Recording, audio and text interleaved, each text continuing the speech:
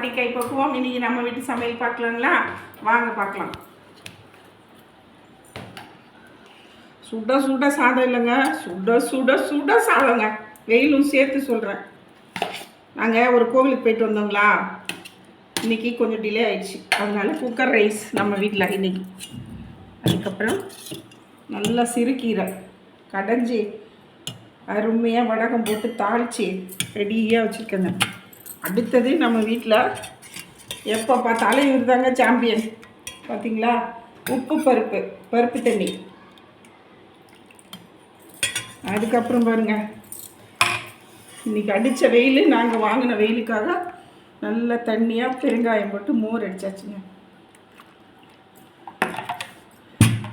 அதுக்கப்புறம் பீட்ரூட் பொரியல்.